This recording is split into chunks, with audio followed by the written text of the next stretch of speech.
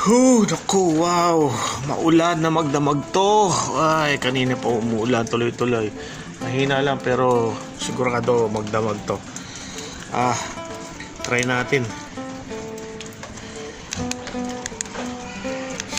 Try natin overlanding. Tulog tayo sa ating Haribong Putim. Magdamag. Woo! Why not? Kasi if ever na abutin tayo ng camping somewhere over the rainbow, somewhere out there.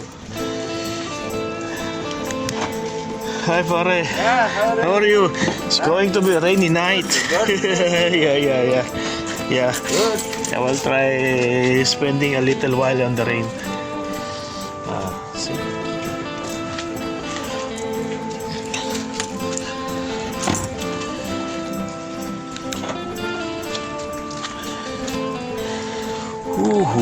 Malamig.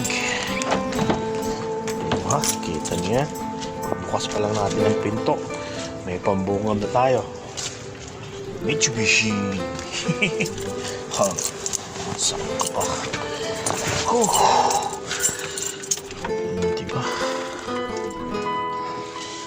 Sinetap natin ang ating higaan. Gusto nating matulog dito sa ating kay Pajerong Puti ngayong gabi. Dahil malamig ang gabi, experience natin yan. Ilan sa pag-experience ng gagawin natin. Nakita niyo yan? Diba? Ang tingin niyo dyan. Kumukuti-kutita pa ang kisame ni Haribon Putim. Parang nasaan? Patay Sinde. Mga lodi natin dyan na mga legend. Alam nyo na ibig sabihin ng Patay Sinde. Diba? Problema ko dito, pwede ba nating i-on magdamag to? Nakapatay Sinde. Paano tayo matutulog niyan? At saka, paano ang battery? Hindi naman natin pwedeng iwan bukas magdamag ang engine naka-on. Or, pwede nating i-off ang engine, naka-on lang ang ignition. Hindi naman kaya baka madrain ng battery. Nako. Siya. Tulogan na lang natin to habang umuulan na magdamag. Ayos ba tayo dyan?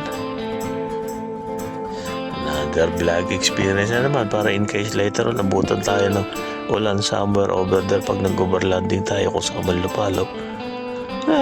Ready na tayo. Naka-experience na tayo. Is pang experience yan, di ba? Ang ating pang is kung bakit na tayo nag-set up ng kita niyo yan kung bakit tayo nag-set up niyang power window window visor.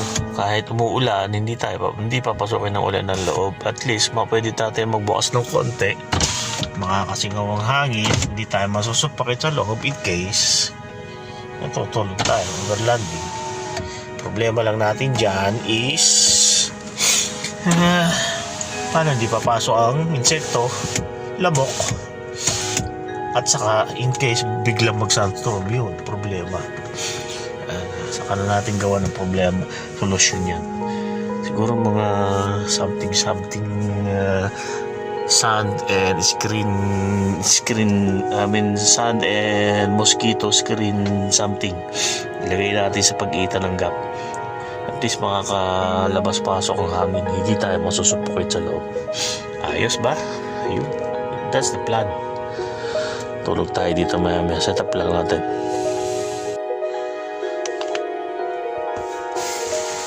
So ayan, meron tayong option. Pwede tayong ang paa natin na nakaharap sa unahan or pwedeng balidaran. Konting adjust lang ng ating bed. So ngayon, mas comfortable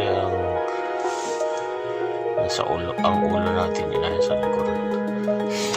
Total safe naman tayo sa location. Nandito tayo sa ating bahay. Dito tayo nakapark. Meron tayong kumot.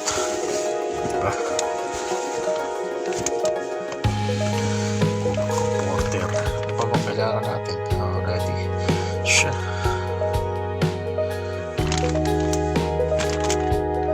That's it. Call it a night. Kasi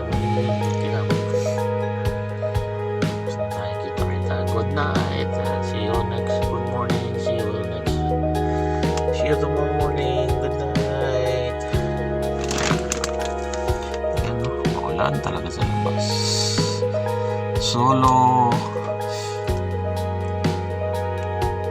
Solo car camping and a rainy night in Abu Dhabi. Ayan.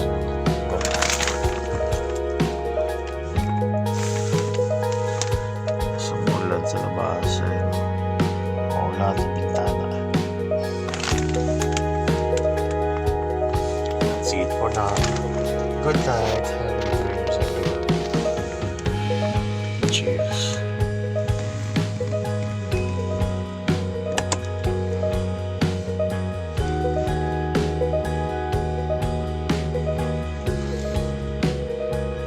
Good night.